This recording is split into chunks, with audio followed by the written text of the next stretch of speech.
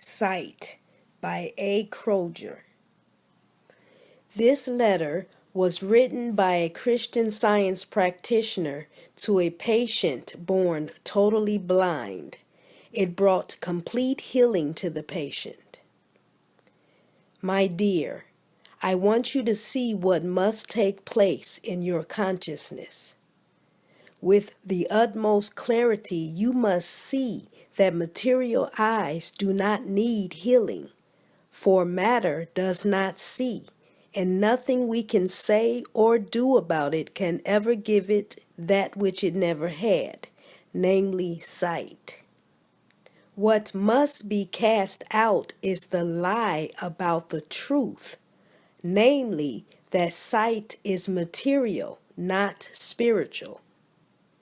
You may rejoice that you have come to the point in your journey from sense to soul, where divine love is forcing you to lay hold on what Miss Eddy says in Science and Health. Metaphysics resolves things into thoughts and exchanges the objects of sense for the ideas of soul. The first thing that we see in this healing is that the object of sense, a frail belief called the material eye, which in turn is preyed upon by other beliefs called age, accident, disease, etc., has nothing in reality to do with the harmonious, ever-present, ever-active spiritual quality called sight.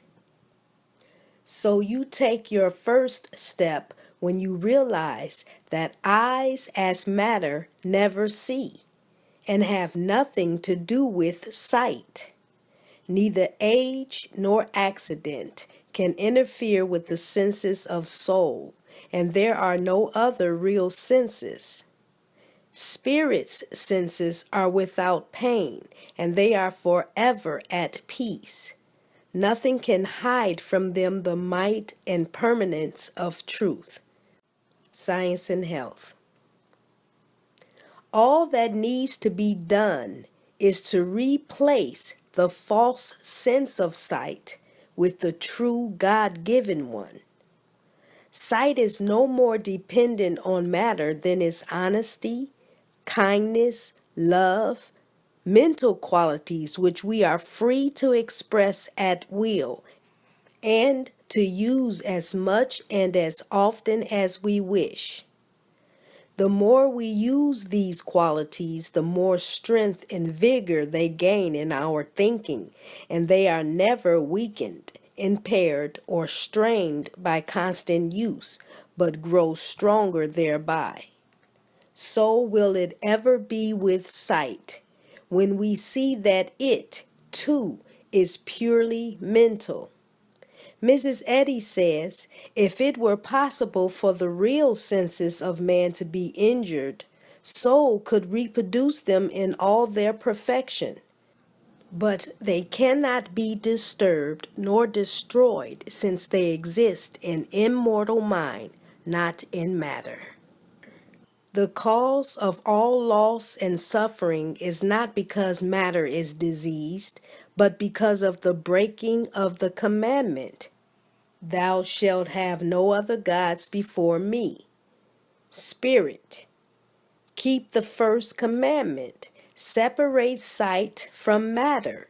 Restore it to mind where it belongs, and all fear and suffering depart. Evil is nothing. It is neither a quality, a quantity, a person, a place, or a thing. It is always it, and it is nothing. In belief, it is the seeming absence of good, just as hate is the seeming absence of love.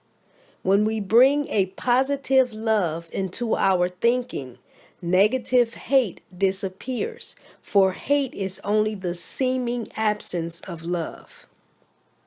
One of the definitions of blind in the dictionary: without light morally and intellectually, indiscriminating, something to mislead the eye or understanding. Blindness was given as want of discernment, heedlessness.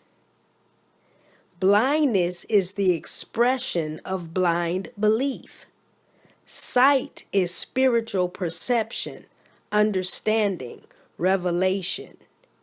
Hate and fear are darkness. Love, redolent with unselfishness, bathes all in beauty and light. Science and Health. The psalmist prayed, "Open thou mine eyes, that I may behold wondrous things out of thy law." So must we pray constantly that our eyes be opened to light and love, and to be obedient thereto. Mrs. Eddy says that there is no place where the light of the revelation of truth and of spiritual ideas is not seen. Man, in the likeness of his Maker, reflects the central light of being, the invisible God. Science and Health. In our textbook are words mighty in power to break this dream of sightlessness. The indestructible faculties of spirit exist without the conditions of matter, and also without the false beliefs of so-called material existence.